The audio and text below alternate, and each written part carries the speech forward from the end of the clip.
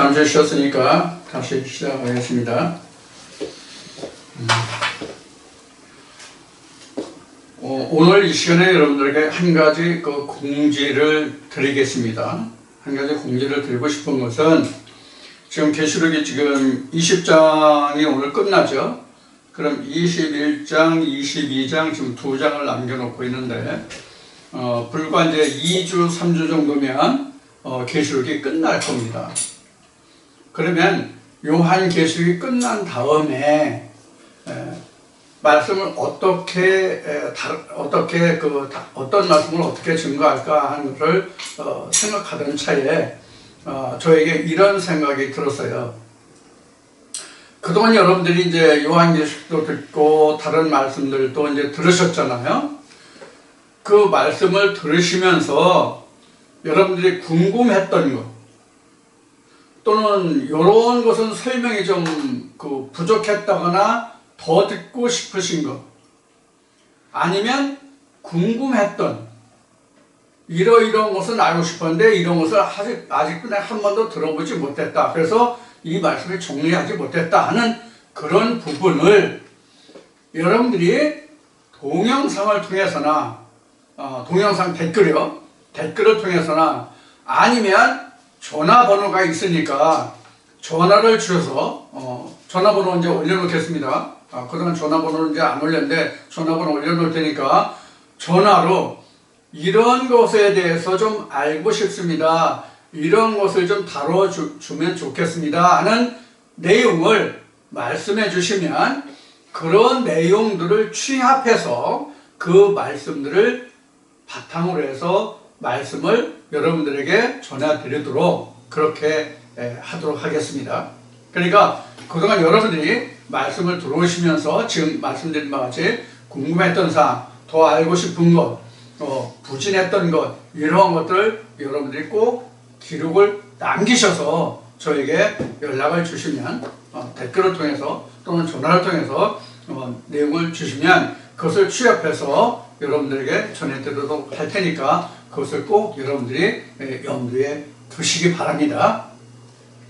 자, 제가 지금 계시록 20장까지 오면서 여러분들에게 전해드린 말씀은 가능하면 좀 자세하게 중복이 되는 한이 있어도 여러분들이 이해하기 쉽게 말씀을 드리고자 그렇게 노력을 했는데 방금 말씀드렸듯이 여러분들에게 그래도 미진한 부분이 많이 있을 거라는 생각을 합니다. 제가 말씀을 관주하는 그런 것과 여러분들이 말씀을 관주하는 것과 차이가 있을 수 있거든요. 반드시 그 차이가 있을 겁니다. 그래서 저는 이 말씀이 이렇기 때문에 이렇게 말씀이 증거된다라는 생각으로 그 말씀이 전개되어 갈 텐데 여러분들이 그러한 과정을 충분히 저와 같은 생각에서 사고해서 이해하지 못하시면 그 말씀을 충분히 이해하실 수가 없잖아요. 그런 부분을 말씀드리고 있는 거예요. 그래서 여러분들이 꼭 들으시면 그것을 꼭 메모해 두시고 정리하셔서 제가 지금 부탁을 말씀드린 대로 기록을 남겨서 저에게 연락을 꼭 주시길 바랍니다. 제가 지금 그렇게 말씀드린 것은 논어에 보면 이런 글이 있어요.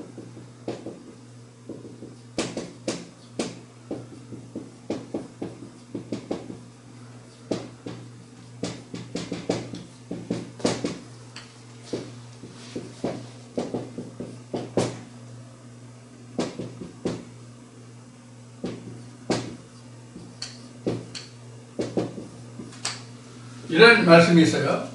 요것은 또 이렇게 쓰기도 하는데 논어에 원래 나와 있는 것은 설자로 우리 이거 설이라고 있죠. 설이라고 있는데 이것도 이제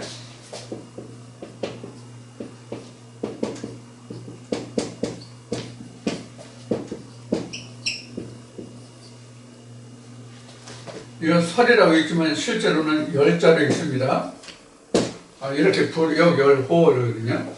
근데 우리가 지금 제가 전해드리는 이 말씀은 여러분들이 습이 되는 것이 아니라 학입니다.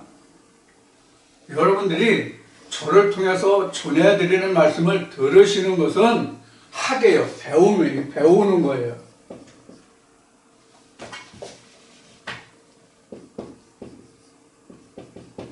배움이에요. 이 습이라는 것이 바로 익힘입니다. 익힘. 우리가 일반적으로 얘기하면 깨달음이죠. 그래서 이 학과 습을 비교해서 말한다면 학은 선생의 것이요 습은 자신의 것입니다. 습은 자신의 것이요 학은 선생의 것이에요. 스승의 것이에요. 그래서 학을 통해서 나는 습을 하는 겁니다. 그러니까 습은 내 안에 있는 것이요 학은 상대방에게 있는 것입니다. 그래서 상대방의 것을 내가 들어서 그것을 내 것으로 만들어야 돼요. 이걸 우리 깨달았다, 터득했다 그렇게 말하는 거예요. 그래서 배움을 통해서 때때로 익혀서 내 것을 만들면 이 만드는 것이 내 안에 있기 때문에, 즉 선생의 것이 익혀서 내 것이 되기 때문에 그것이 내 안에 있으니까 그것이 기쁨이 되지 않겠느냐. 불역이라고 하는 것은 그 강조법입니다. 그렇지 않겠느냐 그런 뜻입니다. 그래서 지금 저를 통해서 여러분들이 들으시는 말씀은 여러분들의 것이 아니에요. 제 것이에요. 제가 어느 동영상에 보면 말씀드린 내용이 이런 내용이 있을 거예요. 여러분들이 저를 통해서 들으시는 이 말씀은 내가 먼저 먹어보고 내가 먹어본 것을 여러분들에게 말하고 전하는 것이지, 여러분들이 먹어보고 맛보고 소화시킨 것을 내가 말하는 것이 아니다라는 말씀을 드린 적이 있어요. 자, 그래서 제가 드리는 것은 제가 보고 겪은 견지에서 제가 하나님과 예수사 성령과 함께 역사한 그 바탕을 여러분들에게 말씀드리는 거지, 여러분들이 직접 경험해 본 바가 아니잖아요. 그것이 학이라는 뜻이에요. 이 학을 통해서 때때로, 때때로는 무슨 시는 때때로입니다. 때때로, 시시때때로 그것을 내가 익히면 그 익힌 것이 내 것이거든요. 그 배움을 통해서 내가 익힌단 말이에요. 배움을 통해서. 그러니까 이 시라는 것은, 습이라는 것은 뭐냐면 익히고 또 익히고예요. 익히고 또 익히고. 그러니까 반복이죠. 복습이죠. 그런 것을 통해서 내 거를 만들어야만 그 기쁨이 선생의 기쁨이 아니라, 선생의 학문의 기쁨이 아니라 내 속에 있는 그 깨달음을 인해서 내가 기쁘지 아니한가, 그런 뜻이에요. 그러니까 여러분들은 이 말씀을 들으시는 것으로 끝나는 것이 아니라 반드시 내 것을 만들어야 된다, 그런 얘기예요. 그래서 제가 그 전에 어느 동영상에서 말씀드린 것이 뭐냐면, 신명기의 말씀에 있는 떡반죽 그릇이 그 복이 있다는 말씀을 드린 적이 있고, 그 다음에 그 다윗이 어렸을 때에 형의 그 전쟁터에 나왔을 때 사울이 옷을 줘서 사울의 옷을 입어보니까 어땠어요? 웅장하고 좋아 보였을지 모르지만 사울이 그 체구에 맞질 않아가지고 거북했던 거예요. 그러니까 그걸 벗어버리고 시냇가에 있던 물맷돌 5개로 가가지고 골리앗과 싸워 이겼죠. 이것이 바로 습이라는 거예요. 내가 배우고 익힌 도구가 가장 익숙한 거거든요. 아무리 좋은 무기가 있어도 그것을 내가 정상적으로 활용할 수 없다면 그 무기가 내게 유용한 물건이 안 되죠.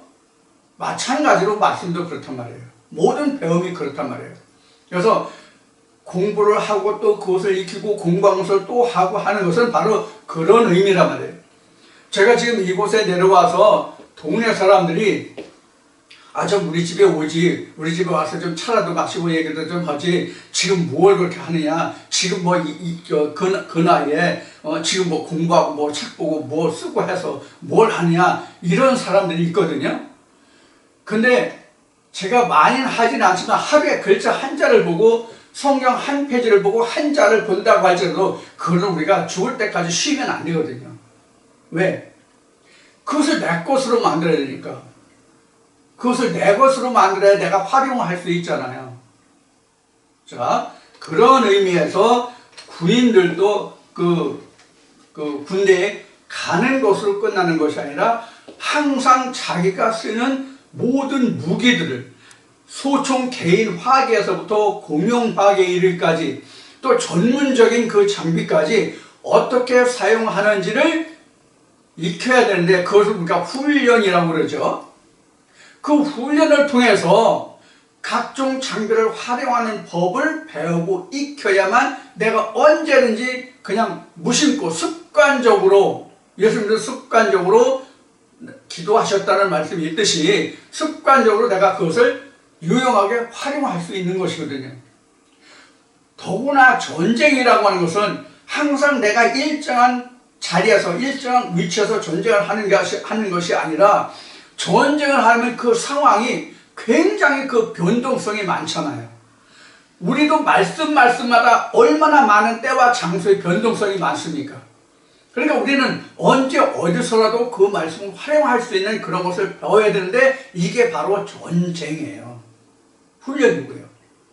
그런 의미에서 여러분들 하기 시습지 불여결호라는 이 그 말을 가지고 여러분들에게 말씀을 드렸고, 이렇게 하기 시습할 때, 즉 습할 때, 시습할 때에 생겼던 그러한 문제들을 여러분들이 저에게 연락을 주시면 그것을 제가 미처 여러분들 생각하지 못하고 제가 미처 놓친 부분이 있잖아요. 한 가지 예를 들어서 말씀을 드린다면 예수님이 이렇게 말씀하시죠. 이 성경이 나에 관한 기록이다 이렇게 말씀하셨잖아요. 그런데 이 성경이 예수에게만 국한돼서 성경이 나에 관한 기록이 아니라 하나님을 믿는 사람은 물론 세상 모든 사람에게도 이 성경은 나에 관한 기록이 돼야 된다는 말씀을 제가 그동안 수없이 드렸어요. 동영상을 통해서. 그래서 이 성경이 곧 나에 관해서 하는 말씀이다라고 그 말씀까지다가 깨달아야 된다. 습을 해야 된다. 이제 이런 뜻이죠. 오늘 지금 논어를 말한 것으로 보면. 자, 그런데 그렇게 제가 수없이 그동안 이야기를 했음에도 불구하고 그것을 아직까지도 학으로 남아있고 수비리지 못한, 즉 배우면 됐지만 내 것으로 만들지 못한, 습하지 못한 그런 분들이 있었던 거예요. 지금도. 자, 그런 의미에서 여러분들에게 당부의 말씀을 드리니까 여러분들이 꼭 그렇게 해주시길 바랍니다. 그렇지 않으면 여러분들이 어떤 것을 궁금해하고 어떤 것을 알고 싶어하고 어떤 것이 부족했고 제 나름대로만 전했지 여러분들 입장을 생각하지 못한 그런 부분을 제가 알지 못하고 그냥 넘어갈 수가 있는 거거든요. 그래서 그런 부분들을 꼭 여러분들이 말씀해 주시길 부탁을 드리는 겁니다. 성경에서 한 예를 들면 마태복음 13장에서 예수님이 씨 뿌리는 비유를 말씀하시잖아요. 그런데 제자들이 알아들었어요? 못 알아들었어요? 못 알아들었죠. 마태복음 25장에서 슬기로운 처녀, 미련한 처녀도 그렇고, 그 한 달란트, 두 달란트, 5달란트도 그렇고, 제자들 다 깨닫지 못한 말씀들이란 말이에요. 요한복음 14장에서 17장까지 예수님이 고별 강화한 것도 제자들이 다 알지 못하기 때문에 그동안 있었던 예수님이 제자들과 함께 했던 공생에서 함께 했던 그 내용들을 지배학적으로 풀어주신 말씀이 요한복음 14장에서 17장까지잖아요.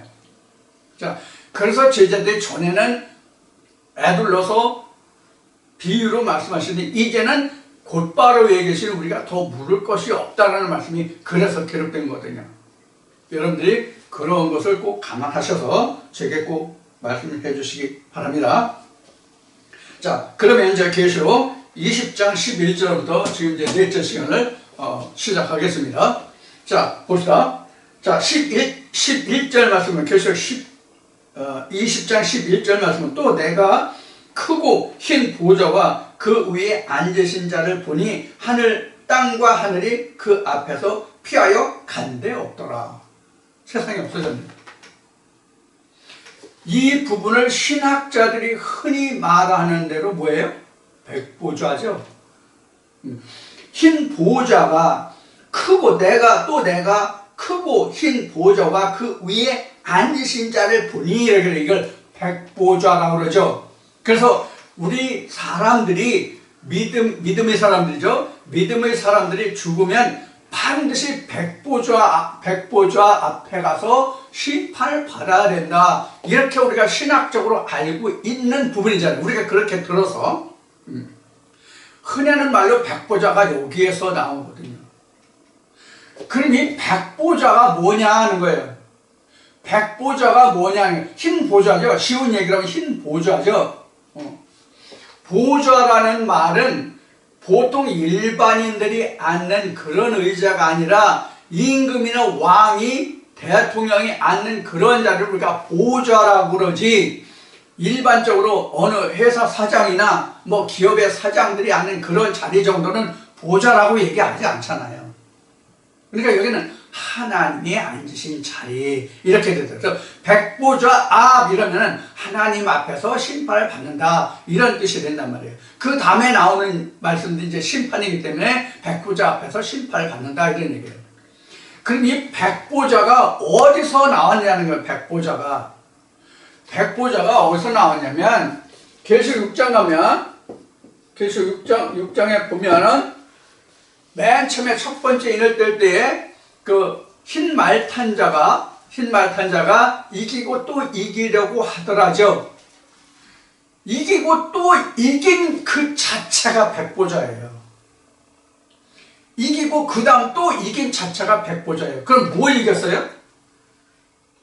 영적 바벨론을 다 제거됐잖아요. 곡과 막도 다 하늘에서 내로 갈라졌잖아요. 그러니까 앞으로 이제 더 싸울 게 없는 거예요. 이기고 또 이길 게 없는 거예요. 또 이길 게 없는 거예요. 이미 이겼으니까. 완전 승리한 거잖아요. 그 보좌가 백보좌예요. 그럼 그 백보좌가 그럼 어디 있어요? 백보좌가 어디 있냐고요? 저 하늘 꼭대기 올라가면 그 어딘가에 있어요? 그게 아니라 각자 마음속에 완성된 이 하나님의 말씀이 백보좌가 되는 거예요. 각자 마음속에 완전하게 곡과 마곡의 싸움까지 이겨 승리한, 즉 스가랴 13장 8절에 그 마지막 3분의 1까지도 불에 나서 연단해서 그 퓨어 골드와 퓨어 실버로 꺼내진 그 상태가 바로 백보좌, 곧 우리의 완전한, 예수님이 말씀하신 앞 시간에 예수님이 이 47년의 동안에 지은 이 성전을 제자들이 자랑할 때 이 성전을 허물어라, 내가 사흘 만에 일으키겠다, 다시 일으키겠다 하는 그 성전이 완전히 이루어진 그 상태가 백보좌라 그런 얘기예요.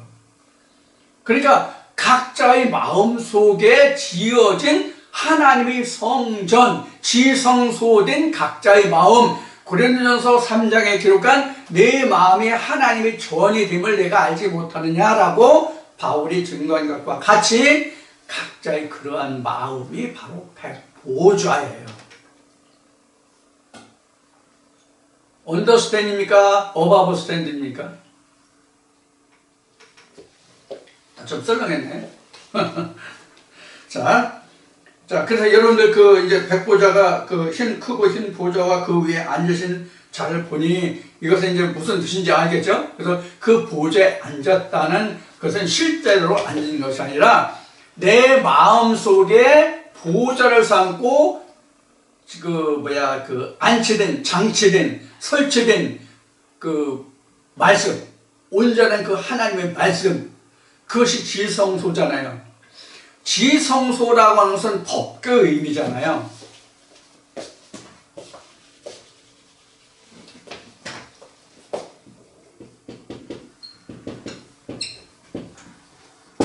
지성소의 뜻은 법궤라는 뜻이란 말이에요. 지성소라는 뜻은 법궤라는 뜻인데, 법궤는 뭐가 되세요? 돌판과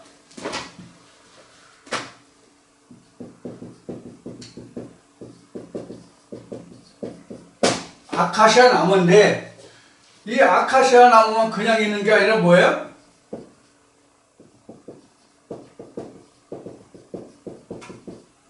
금으로 입혀진 아카시아 나무잖아요. 그 속에 뭐가 있어요? 돌판이 있죠. 그래서 이 아카시아 나무를 껍질을 벗기고 금을 씌웠다고 하는 것은 우리 마음을 하나의 말씀으로 씌웠다 이 얘기예요. 우리 마음이 가시나무거든요. 그래서 모세가 가장 먼저 하나님을 만난 것이 어디예요? 가시떨기나무죠. 그렇죠? 가시떨기나무에 불이 붙었는데 안 타고 그냥 계속 불이 붙어 있는 것을 이상히 여겨 그것을 알려고 가까이 갔을 때 하나님의 음성이 들리죠.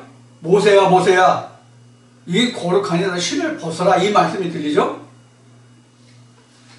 거기서부터 모세가 나는 너희 조상 아브라함과 이삭과 야곱의 하나님이라는 음성을 듣게 돼요. 우리가 하나님과는 처음 단계와 똑같은 거예요. 이 신하면 이제 이스라엘 백성들의 역사가 참 많이 거기에 함유되어 있죠. 그런데 그 시간이 아니니까 그것은 이제 지금 얘기하지 않기로 하고. 자, 여하튼 이렇게 된 거예요. 그럼 돌판 자체는 하나님을 의미하고요. 이 돌판이라고 해서 돌판 자체를 얘기하는 것이 아니라 지금 거기에 새겨진 말씀을 의미하는 돌판이에요. 근데 지금 오늘날 이 돌판은 우리 마음이 신비에 하나님의 말씀을 새기라고 되어 있으니까 오늘날은 돌판이 바로 신비죠. 신비 하나님의 말씀에 새겨지죠. 그래서 소마가 퓨뉴마를 입은 상태가 오늘날은 돌판이에요. 그것이 내 마음속에 있기 때문에 그런 거예요. 근데 내 마음속에 금을 입혔잖아요. 금을 입혔다고 지금 말씀드렸고 출애굽기 보면 그렇게 기록되는데 이 금이라고 하는 것이 그 계시록 20장에서 1절에서 3절까지 하늘에서 내려오는 말씀으로 말씀이라는 하늘에서 내려오는 천사가 무저갱 열쇠를 가져서 땅에서 올라오는 무저갱을 닫아버렸다고 되어 있죠. 이게 그 뜻이에요. 아카시아를 금으로 입혔다는 거예요. 자, 그래서 이 아카시아 나무가 다시 살아난단 말이에요. 죽은 아카시아 나무는 한번 베어서 껍질을 벗겨서 거기에 금을 입히면 그 나무가 다시 살아날 수 없잖아요. 일단 자연 나무는. 그런데 우리 마음은 2000년이 차면 다시 반드시 잠깐 놓인단 말이에요. 금이 벗겨지는 거예요. 그래서 지금 이것을 다시 쓰면은 이런 상태가 되죠. 이런 상태가 돼요. 서로 대적하는 상태. 언제? 계시록 20장 3절 되면. 그리고 이것이 소멸되는 것이 계시록 20장 7절에서 10절까지요. 그렇죠? 이렇게 돼야만 여기 이게 완전히 없어진단 말이에요. 아카시아 나무가. 이렇게 돼야만 계시록 20장 7절에서 10절까지 가야만 여기 아카시아 나무가 없어져. 그래서 나는 죽고 그는 흥하고 이런 된단 말이에요. 요거를 목배임이라고 그래요. 이게 완전히 목배인 거죠. 누가? 각자가.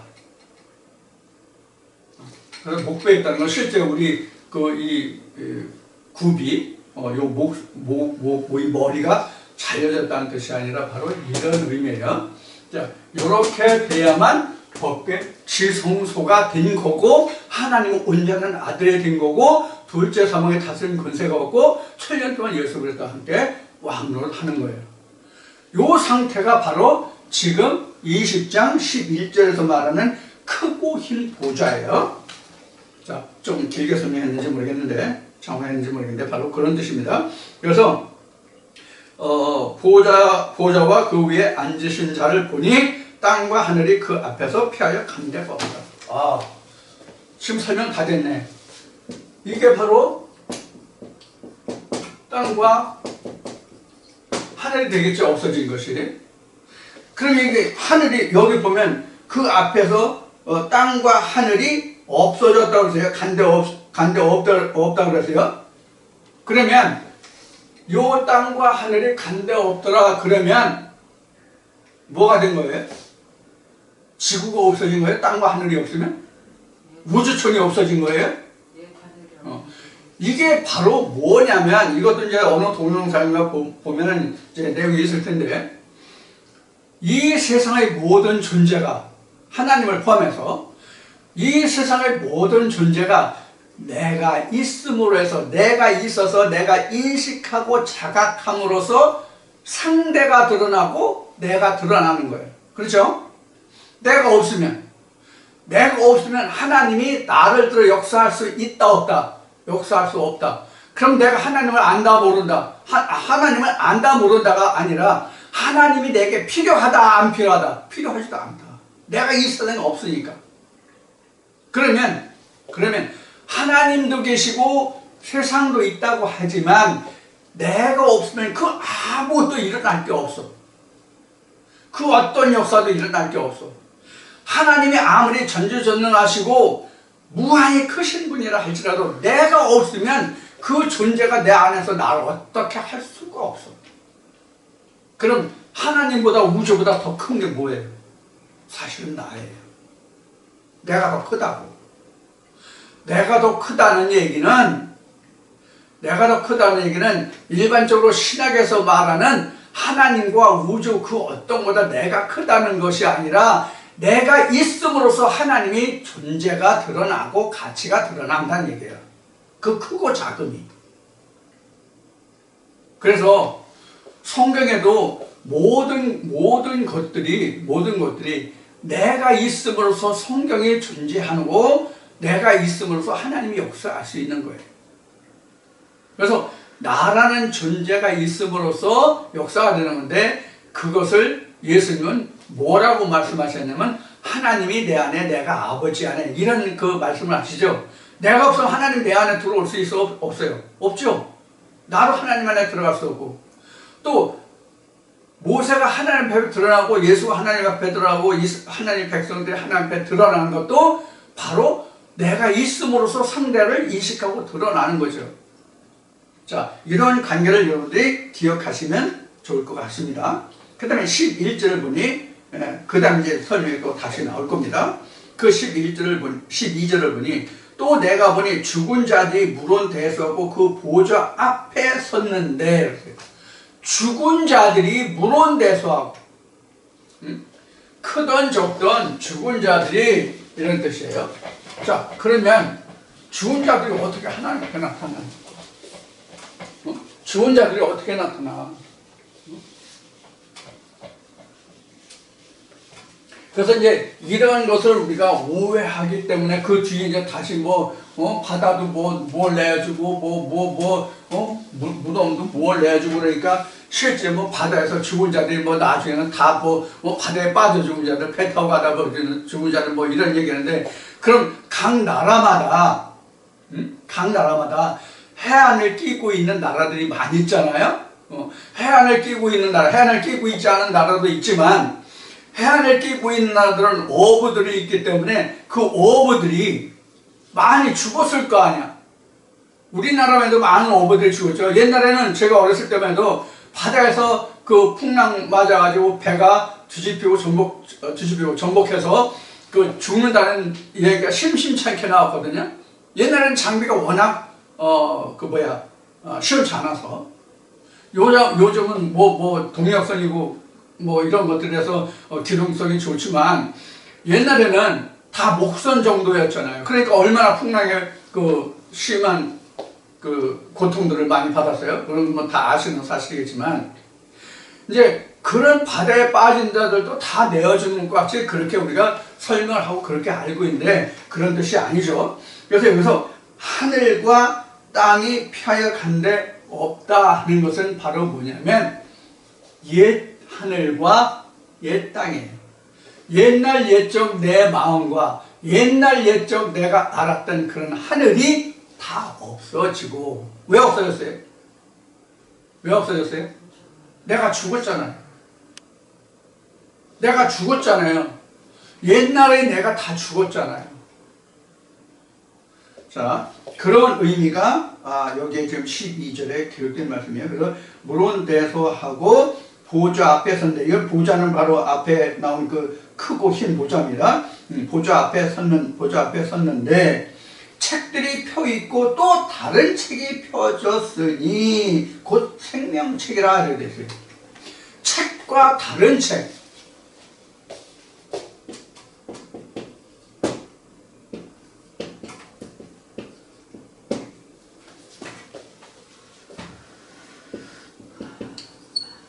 책과 다른 책이 펴졌으니 곧 생명책이라. 다른 책이 생명책이죠.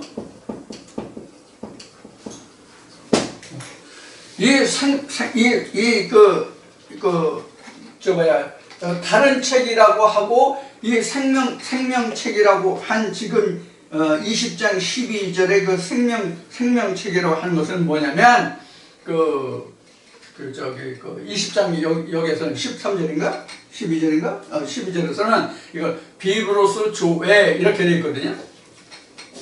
헬라어로.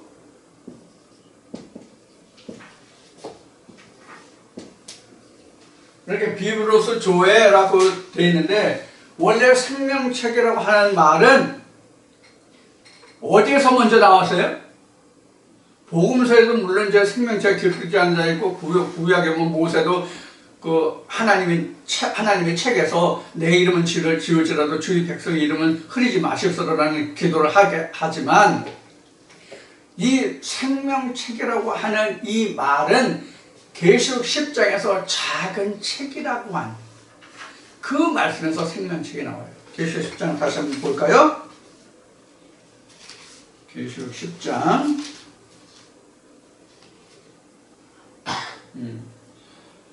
계시록 10장 9절부터 봅시다. 9절부터 보면 내가 천사에게 나아가 작은 책을 달라 한즉 천사가 가로되 갖다 먹어버리라. 내 배에는 쓰나 내 입에서는 꿀같이 달리라 하거늘 내가 천사의 손에서 작은 책을 갖다 먹어버리니 내 입에서는 꿀같이 달더라. 먹은 후에 내 배에는 쓰게 되었더라.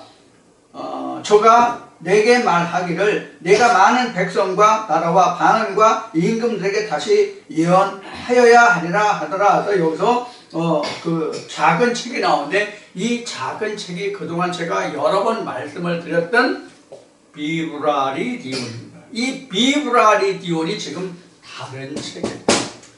그럼 책은 뭐냐? 성경이에요.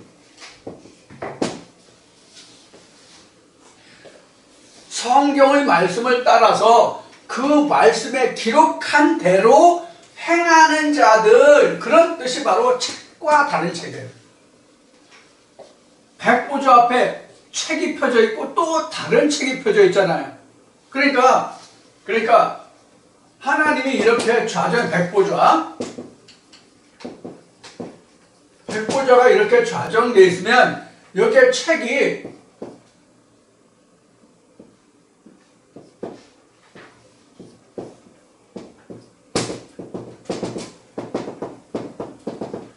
이렇게 펴져 있는데 이건 책이고 이건 또 다른 책이에요. 이게 무슨 책이다? 생명책이라고 되어 있죠. 이게 바로 뭐냐면 작은 책이란 말이에요. 작은 책이 어디 있어요? 계시록 10장. 비브라리디온이다 그런 얘기예요. 그래서 계시록 20장에는 비브로스 조회라고 되어 있지만 실제로는 이것이 작은 책이 비브라리디온이란 말이에요. 비브라리디온.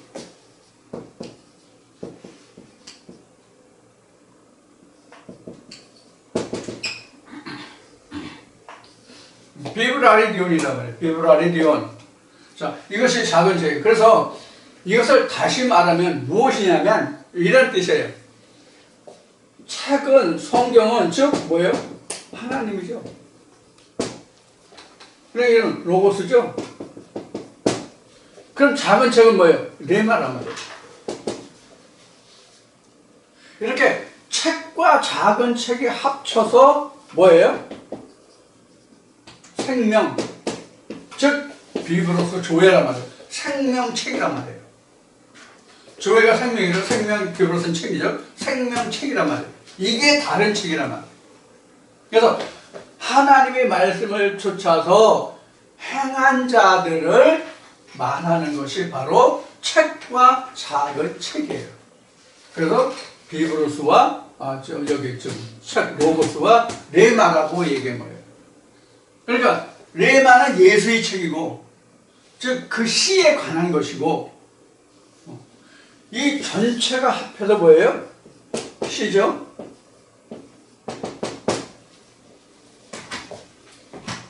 전체 합해서 시죠.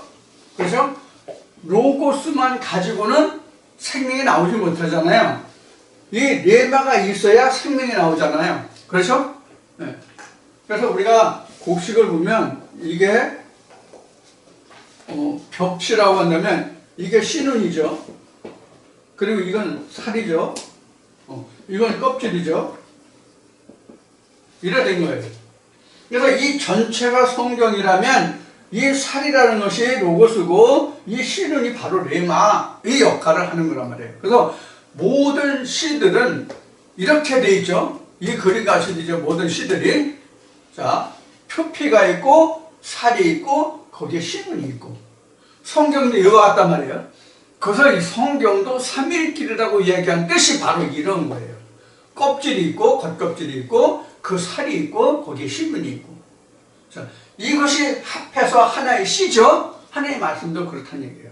그래서 전체를 보면 성경이지만 그 속을 보면 로고스라는 것이 있고 레마라는 것이 있다. 그것이 지금 책과 작은 책이에요. 자, 그래서 그것을 작은 책을 생명책이라, 죽은 자들이 자기 행위를 따라 책에 기록된 대로 심판을 받으니 이랬어요. 죽은 자들이 그걸 보면 펴져 있는데 생명책인데, 죽은 자들이 자기 행위를 따라 책들에 기록된 대로, 죽은 자들이 누구라고 그랬어요? 곡과 마고의 전쟁까지 다 치른 자들이에요. 곡과 마고의 전쟁까지 다 치른 자들이 바로 죽은 자들이에요. 세상에 대해서는 죽고, 즉 바벨론이나 여왕이나 음녀나 이런 모든 짐승이나 육룡육으로부터는 내가 죽은 자지만 하나님 앞에는 산 자들이, 이런 뜻이죠. 자, 그들이 기록된 대로 심판을 받으니라. 여기서 심판이라는 것을 우리가 좀 다시 살펴볼게요. 이 심판이라는 말도 그동안 여러 동영상에서 심판이라는 말을 많이 언급을 한 부분이 있어요. 그래서 우리가 심판이라고 하는 것은 세상적으로 얘기하면 재판이에요. 세상적으로는 재판이고 성경으로 보면 심판인데, 이 심판과 재판을 같은 맥락에서 살펴본다면, 자, 심판은, 재판은 어떤 차이가 있느냐 하는 거죠. 자, 세상에서 재판을 한다고 하는 것은 뭐냐면, 죄가를 정함이죠. 그죠? 세상적으로 말하는 재판은 죄가를 정함이에요. 물론 재판을 통해서 무죄도 나오죠. 물론 무죄도 나오지만 일반적으로 본다면은 세상의 재판은 죄가를 정하는, 죄가.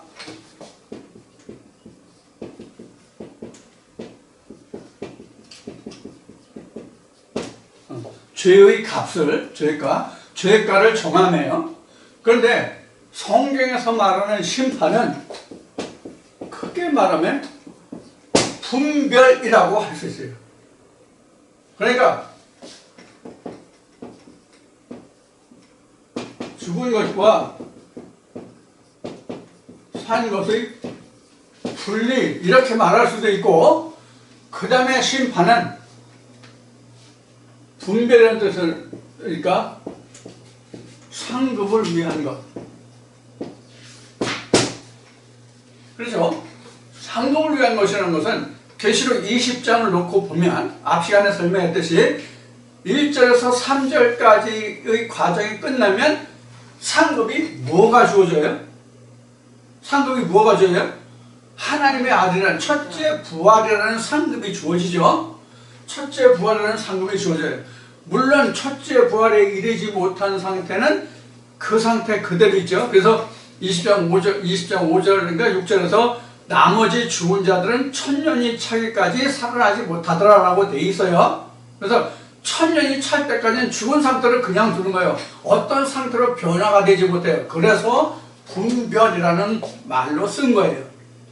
가려내는 것이지 그것을 더 중하게 하거나 그것을 더 가볍게 하거나 즉 무겁게 가볍게 해주는 것이 아니란 말이에요. 성경에서 심판은 그 상태에서 죄를 더 무겁게 하거나 죄를 더 가볍게 하거나 없이 하거나 하는 것이 아니라 그 상태 그대로 두는 거란 말이에요. 심판을 거쳐서 심판에 이겨온 사람은 새로운 상급이 주어지지만 그렇지 않은 사람은 그 상태 그대로 있단 말이에요. 그래서 계시록 20장 6절과 5절을 보면 나머지 죽은 자들은 천년이 되기까지 다시 살아나지 못하더라. 그러니까 천년이 차기까지 죽은 상태로 그냥 있다는 뜻이요. 그래서 죄를 더 가볍게 하거나 무겁게 하는 상태가 아니었잖아요. 그래서 분별이라는 의미를 썼고 이 분별을 통해서 상급을 주시는데 이것이 바로 뭐다? 첫째 부활이다. 그러니까 결국 뭐예요? 성경에서 심판이라는 것은 바로 상급이란 말이에요. 상급. 그 심판을 거쳐서 상을 주시는 거예요.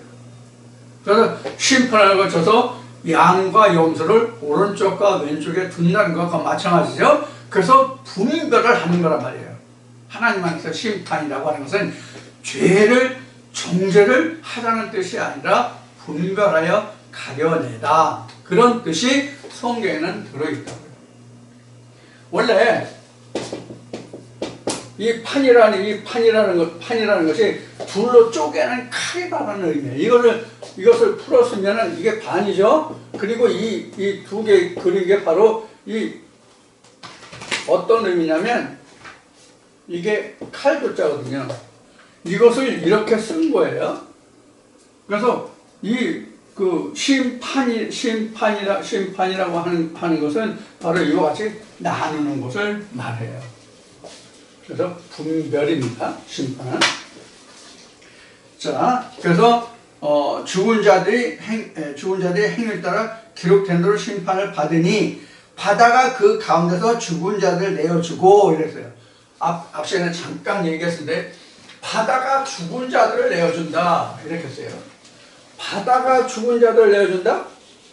그래서 이제 신학으로 증거하는 그 많은 신학자들이 봐라 나중에는 재림주가 오시고 세상을 심판할 때 백보자 앞에 이르는 그날에는 바다에 빠져 죽은 사람들도 다 내어준다 이렇게 지금 설명하고 있는 부분이 바로 이 말씀의 근거를 두고 하는 말이거든요. 그러면 바다가 무엇이냐 하는 것이 지금 문제가 되는 거잖아요. 바다가 뭐예요? 자, 바다 하면 우리가 가장 먼저 떠올리는 말씀이 뭐였어요?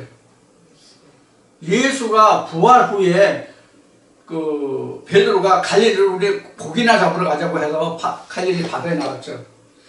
갈릴리 바다에 나갔는데 예수님이 풍랑을 따라 이렇게 오시는 걸 보죠. 그 바다가 그래서 무엇을 상징하냐면 세상이에요. 세상을 뜻하는 거예요.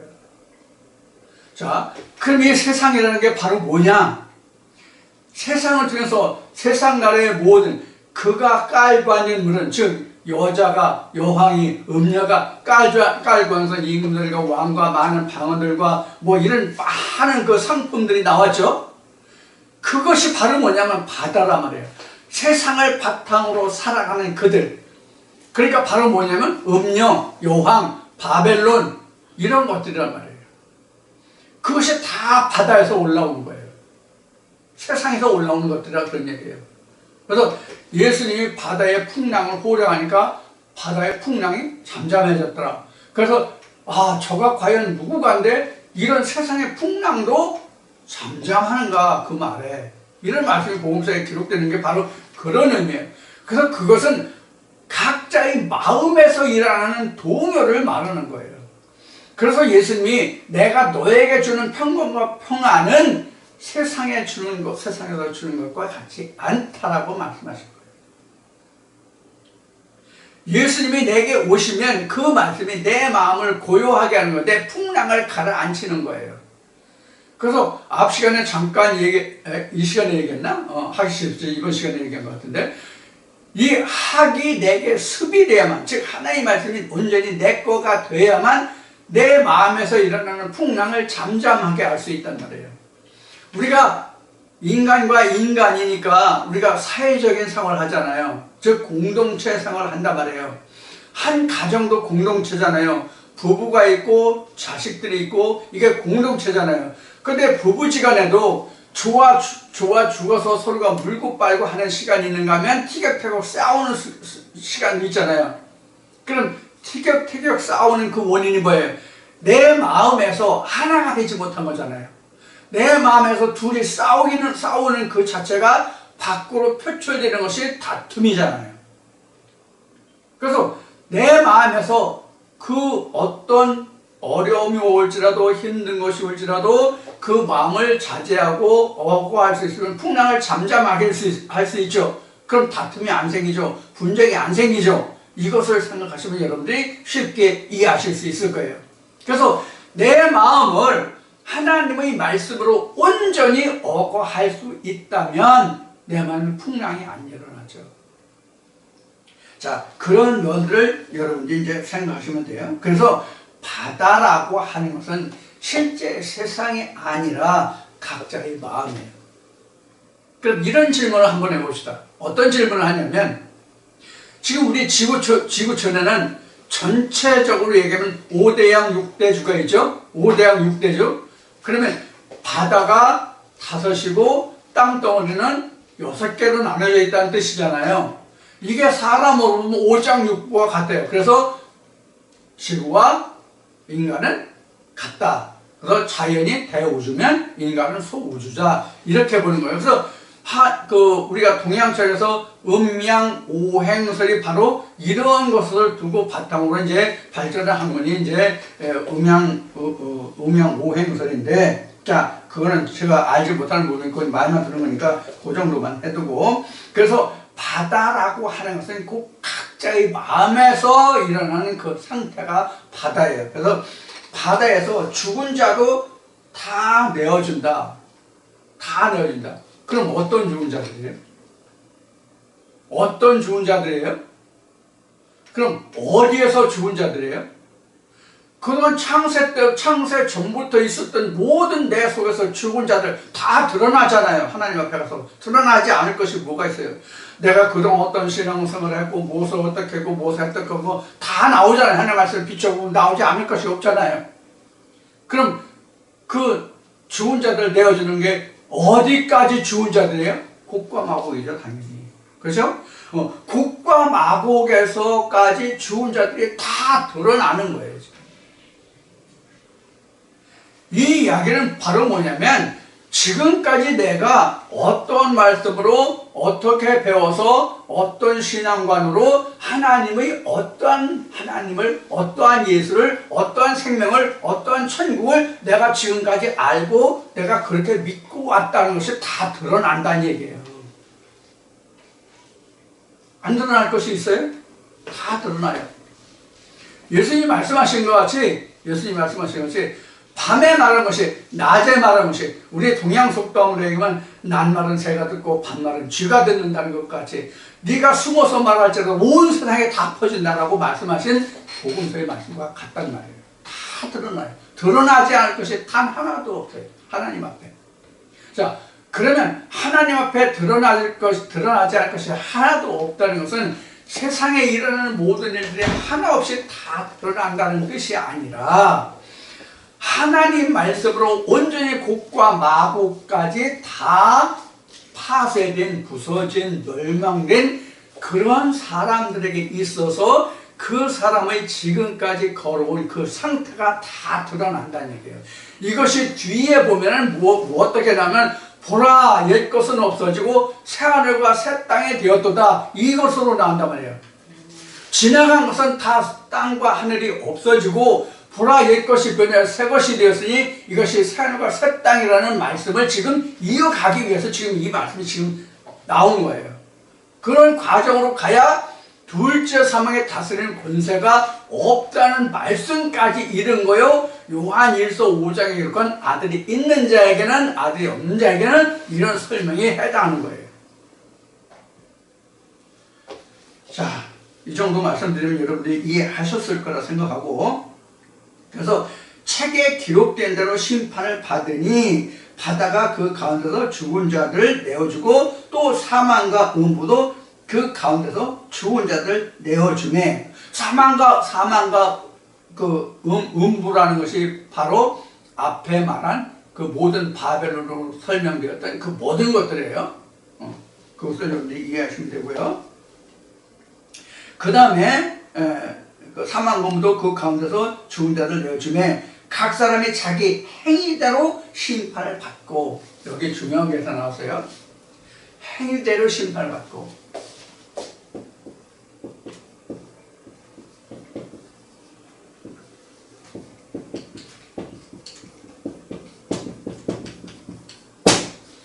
이게 요 부분이, 이게 아니라 이 부분이 신학적으로 굉장히 뜨거운 감정이에요.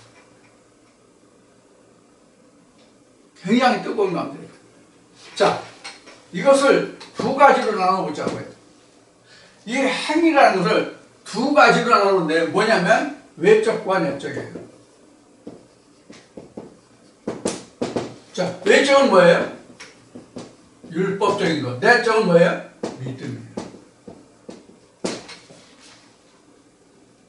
그러면 우리가 이 율법적인 것은 뭐냐면 신학적으로 보는 거죠. 이것은 영적으로 보는 거예요. 다시 봅시다.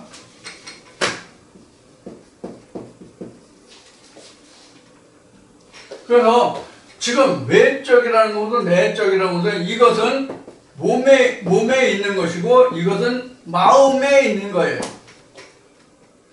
그러면 지금 이게 행위대로 심판받고 라는 것은 지금 계시록 20장에서 말하는 이 행위대로 심판을 받는다는 뜻이 어떤 행위를 말하고 있어요? 이 두 가지 중에 당연히 2번이죠. 각자의 마음속에서 하나님의 어떠한 말씀으로 어떻게 지금까지 살아왔고 어떠한 일이 어떻게 이루어졌고 하는 것이 그 행위대로란 말이에요. 자, 그럼 이 행위가 어떻게 이어져 왔는지를 한번 거슬러 올라가서 계시록 말씀에서만 보았을 때 어떻게 거슬러 올라가서 이렇게 이루어졌는지를 보자고요. 어떻게 이루어졌는가 하면 어디서부터 시작했는가 하면 인, 나팔, 재앙 이 단계란 말이에요. 이게 바로 행위란 말이에요. 내가 어떻게 들었으면 어떻게 배웠으면 이 말씀 나왔어요 안 나왔어요? 아시아 7교회에서 나왔죠? 그게 바로 행위란 말이에요. 그래서 내 마음에 어떤 말씀을 어떻게 받아서 지금까지 계시록 20장까지 온 그 모든 말씀들이 행한 것이 뭐예요? 다 내적으로 이루어진 거죠. 말씀으로 이루어진 거죠. 마음에서 이루어진 거죠. 외적으로 기록된 거 단 한 가지라도 있어요?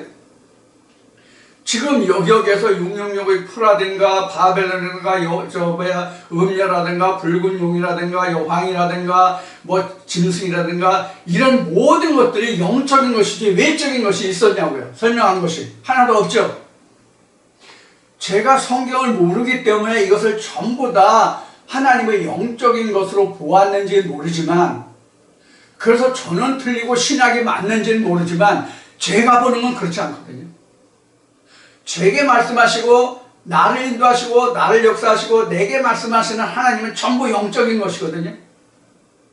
내 마음속에서 이루어진 것이 외부에서 일하는 것들이 아니거든요. 단 한 가지도, 어느 말씀도.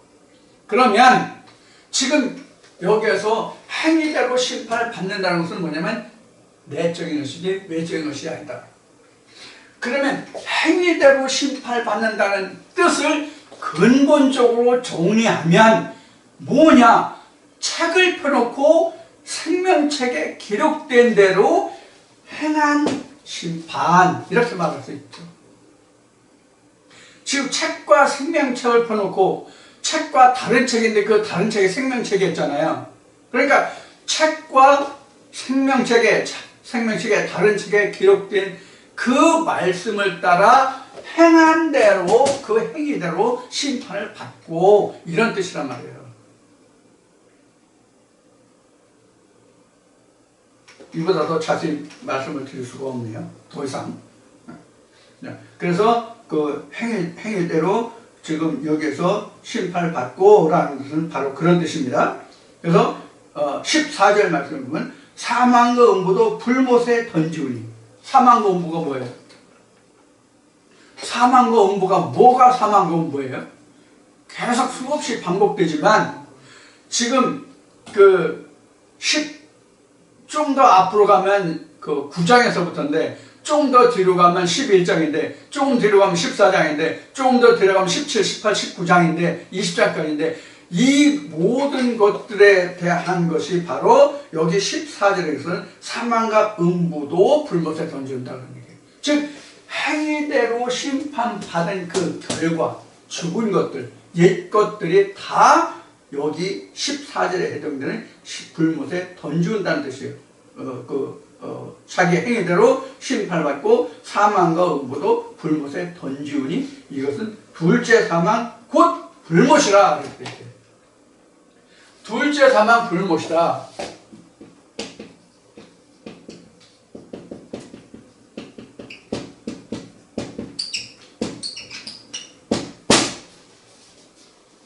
자, 그럼 둘째 사망은 뭐죠? 뭐라고 그랬어요? 둘째 사망이? 둘째 사망은 뭐냐면, 둘째 사망을 알려면 뭐부터 알아야 돼요? 첫째 부활. 첫째 부활이 뭐다? 예수의 부활이다.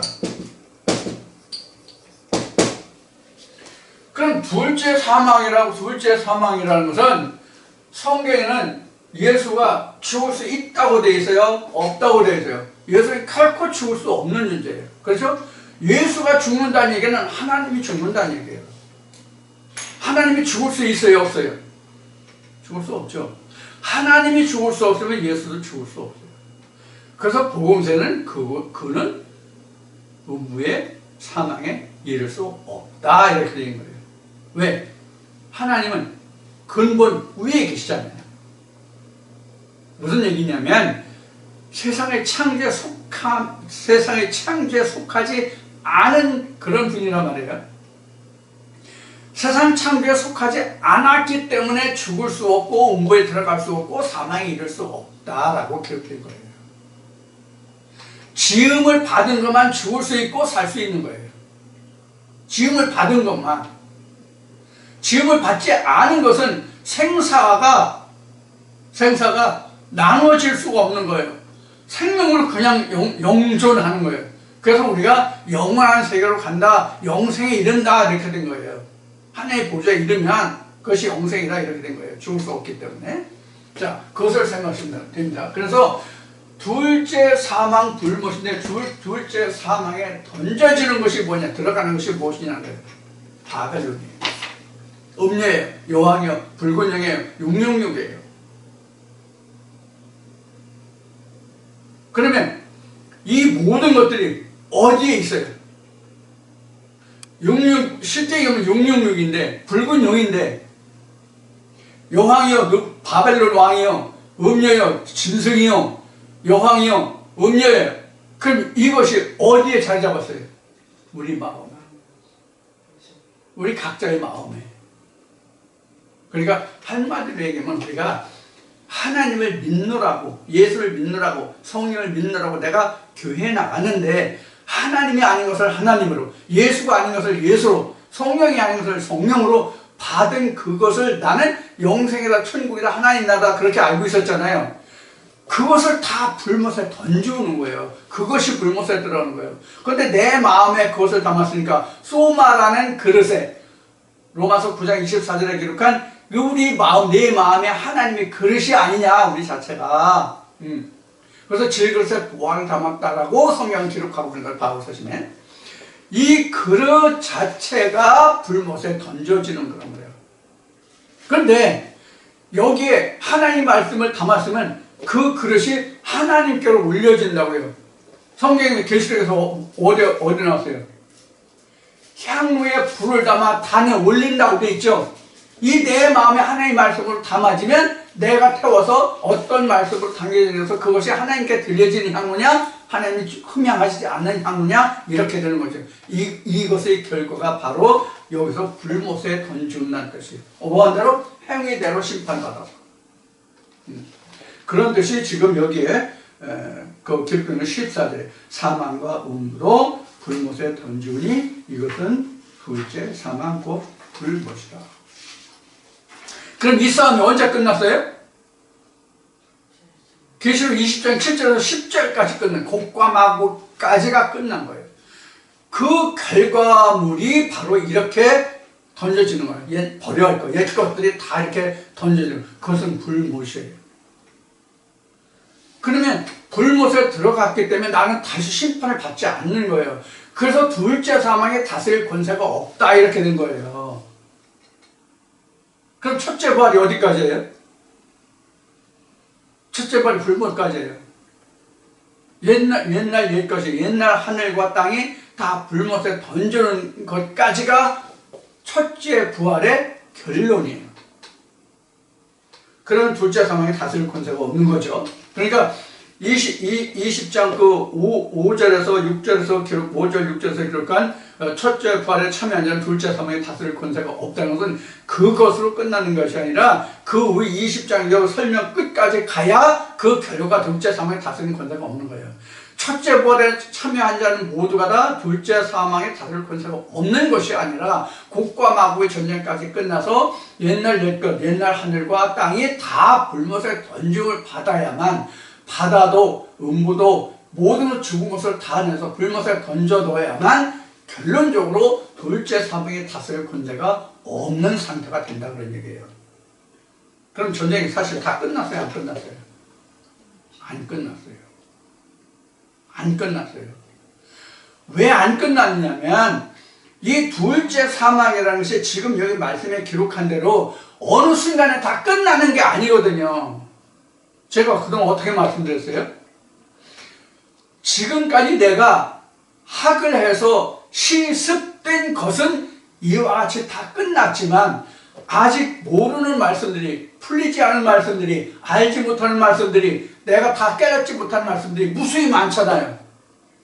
그 말씀들이 다시 올 때는 계시록 20장 여기 말미에 14절 15절까지 오는 이 말씀에 다 똑같은 과정을 다 거쳐야 되거든요.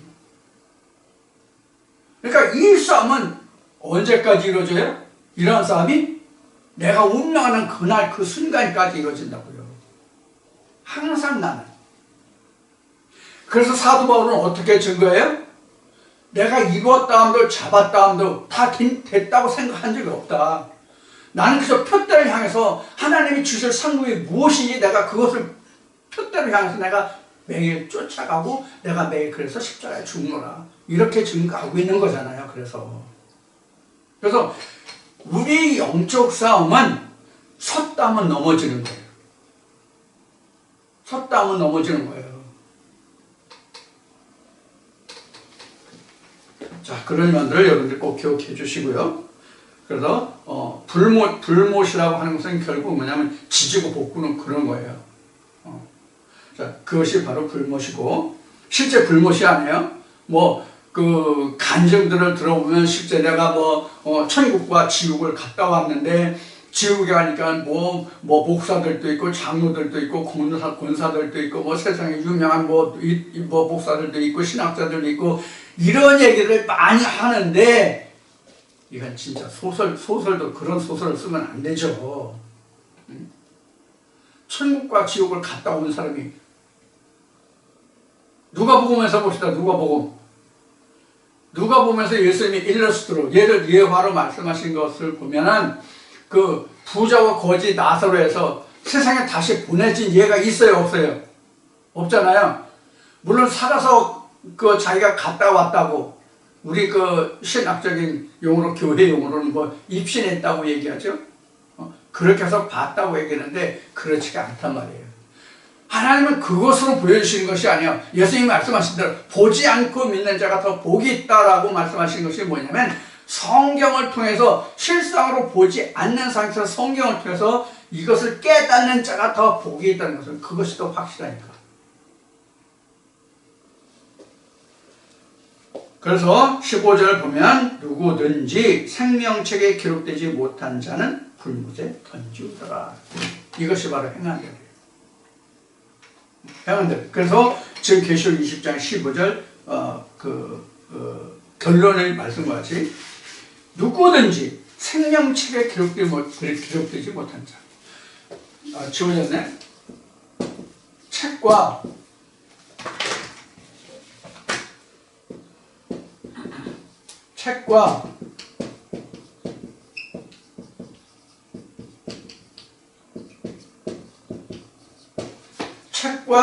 생명책인데 이게 이제 다른 책이죠.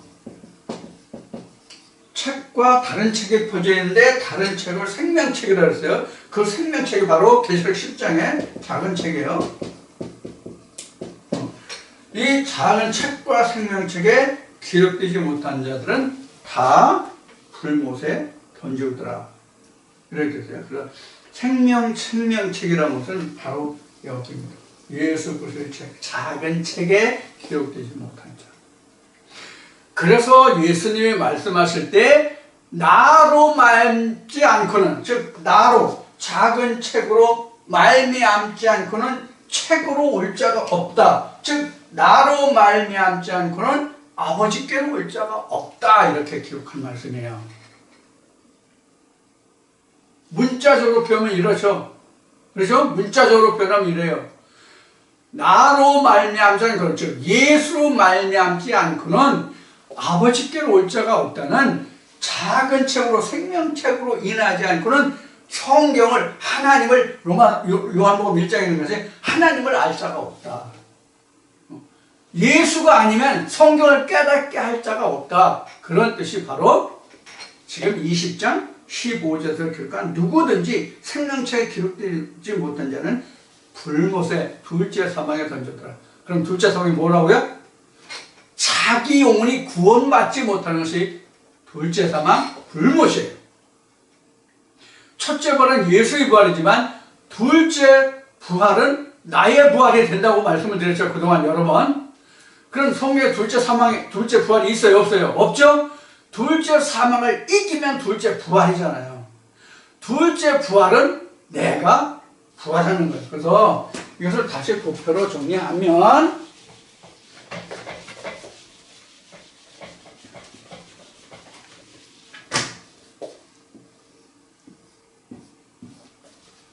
둘째 사망, 이거 후반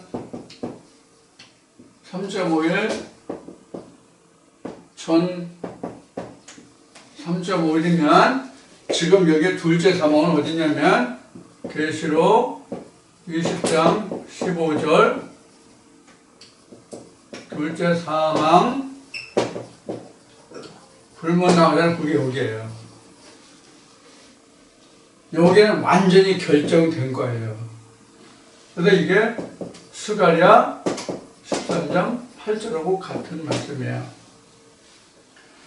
자, 이렇게 해서 이제 계시록 20장까지를 지금 마치게 됐습니다. 그래서 오늘 여러분들과 나눈 계시록 20장이 상당히 많은 분량의 영적인 그 말씀이 들어있는, 영적 부분이 들어있는 그런 말씀입니다.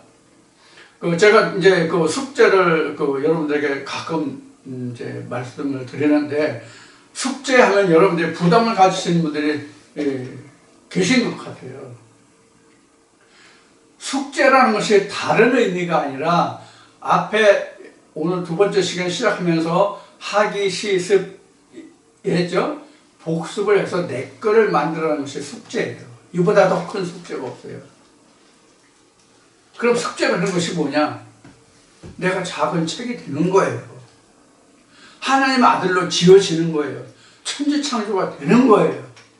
그래서 여러분들에게 숙제라는 말씀을 드리는 거예요. 여러분들에게 부담을 드리고자 하는 것이 아니라 여러분들이 온전한 하나님의 자녀로 지어져라 하는 축원의 말씀을 드리는 거예요.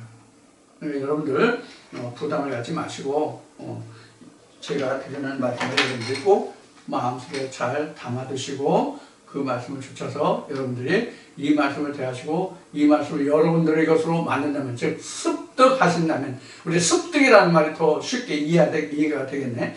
학을 통해서 습득을 하시면 그 습득이 곧 여러분들에게는 하나님의 자녀가 되는 그런 창조의 역사로 남아진다는 겁니다.